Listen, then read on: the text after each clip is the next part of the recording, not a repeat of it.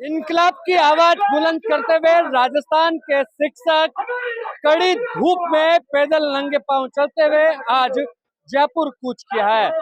प्रदेश भर के अलग अलग जिलों से बड़ी संख्या में टीचर्स यहां पर पहुंचे हैं और ट्रांसफर पॉलिसी को लेकर लगातार इनकी मांग उठती आई है, लेकिन पूर्ववर्ती सरकार ने बात नहीं मानी। अब वर्तमान सरकार को चुनौती दे रहे हैं। यहाँ पर कुछ टीचर से उनसे बातचीत करेंगे। लगातार काफी सालों से एक ट्रांसफर थर्ड ग्रेड का मुद्दा रहा है। क्या लगता है कि बीजेपी सरकार अभी भी इस बात को नहीं मान रही है ट्रांसफर को लेकर? हाँ, मान रही है। अगर मान देती है धरना प्रदर्शन क्यों होता? नहीं कर रही है अभी ट्रांसफर। क्या वजह मानते, क्यों, क्या चुनौती है? सरकार की मंशा नहीं है। सरकार की मंशा नहीं है। टीचरों के ट्रांसफर करने की मंशा नहीं है।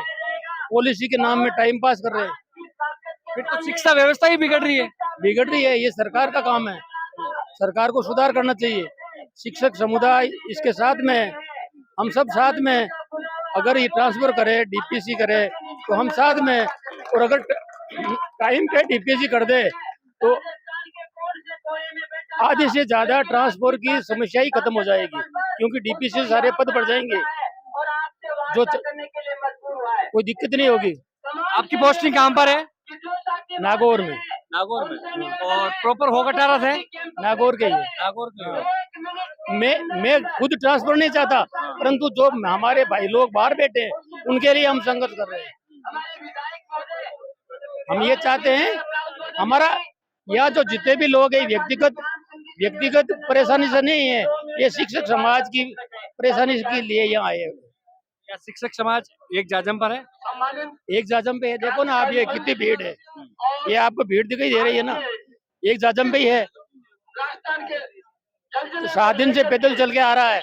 ये शिक्षक समाज ये इतना बवाल है। ये सब किसका है? शिक्षक समाज का ही है। बवाल है, आक्रोश है और जोश भी है।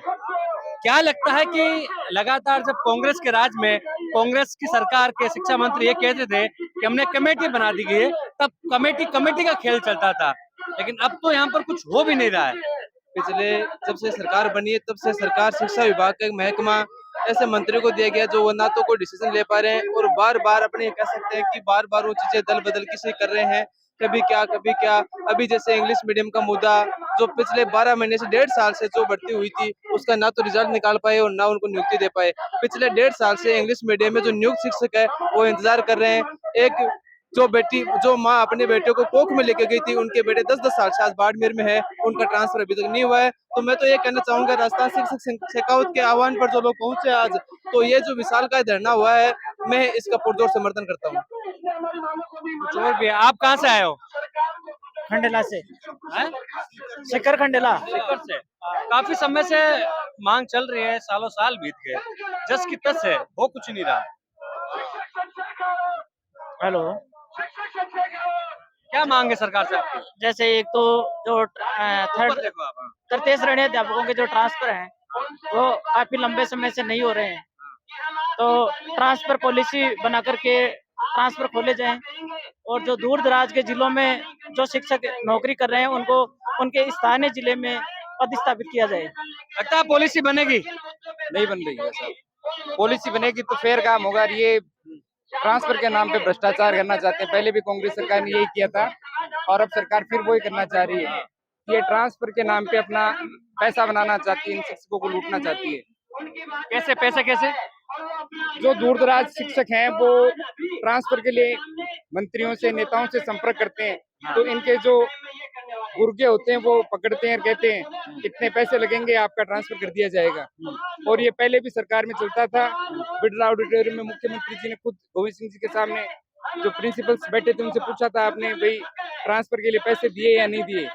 वहां भी उस समय जो बैठे थे उनमें से अधिकांश शिक्षकों ने हाथ खड़े किए थे कि हमारे से ट्रांसफर के नाम पे पैसे लिए गए, और फिर ये ट्रांसफर को उद्योग बनाना चाह रहे हैं।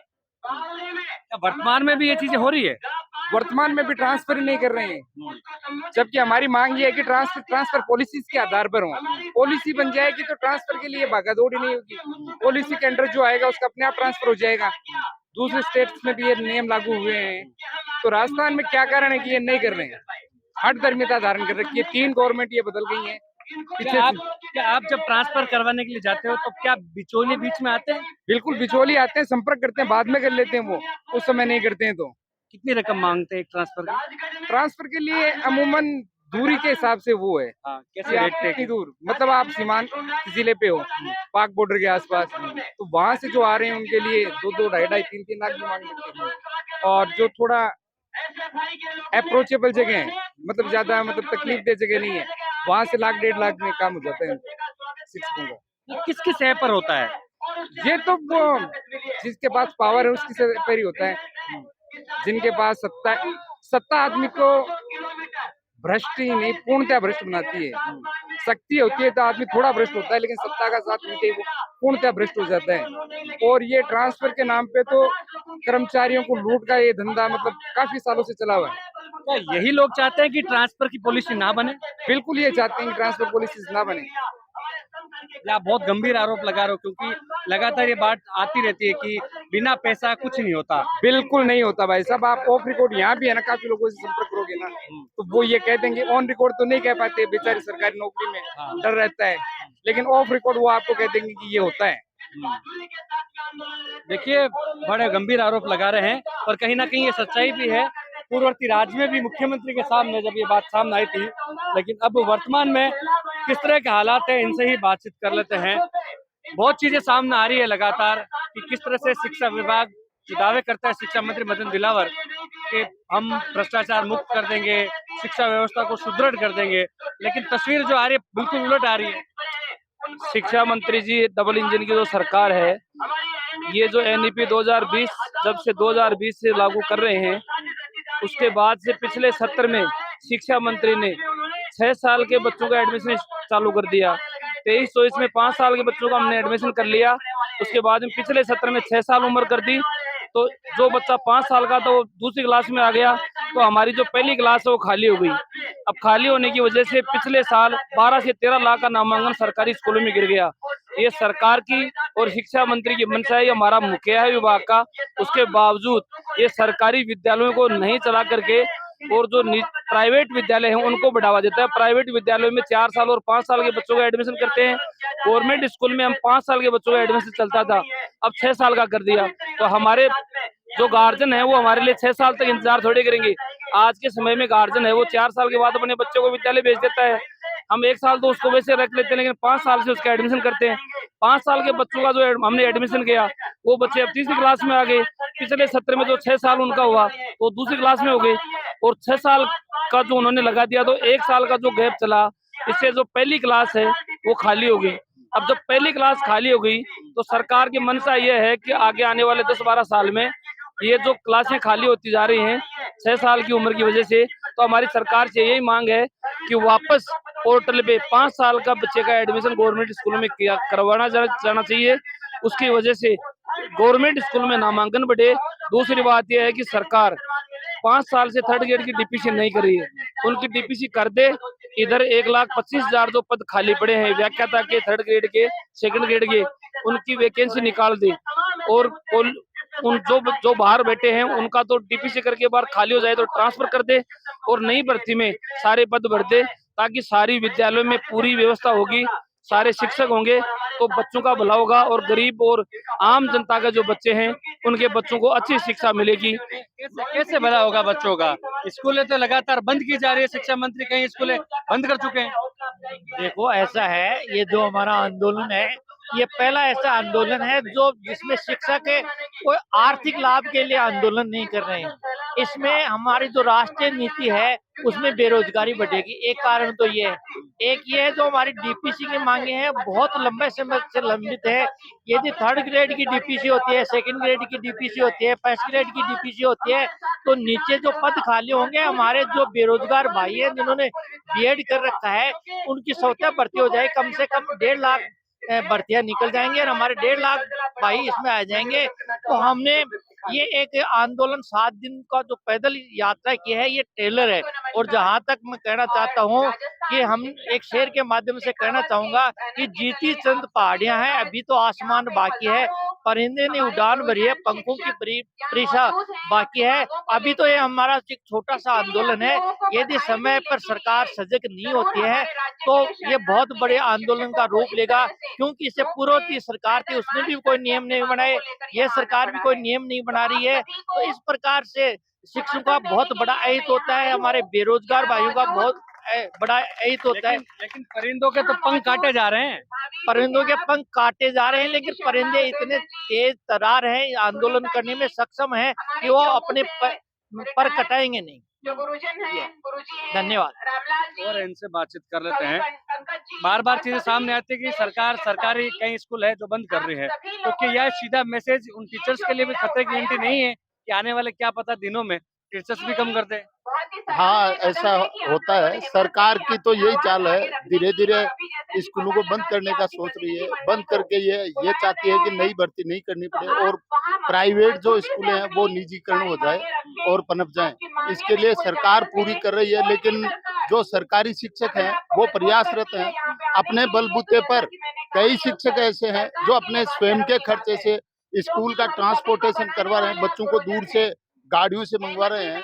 उन स्कूलों का गिरते हुए नामांकन को वापस तेजी ला रहे हैं। सुविधाएं जो नहीं है वो सरकारी शिक्षक अपने स्वयं के खर्चे से वहन करके उपलब्ध करवा रहे हैं। और जो कई शिक्षक ऐसे हैं, चाहे सामाजिक हो, कोई भी काम हो, उसमें सब शिक्षक आगे रहते हैं। और सरकार की जो ये मंशा है, इस मंशा को शायद ऐसा लगता है पूरी नहीं होने देंगे।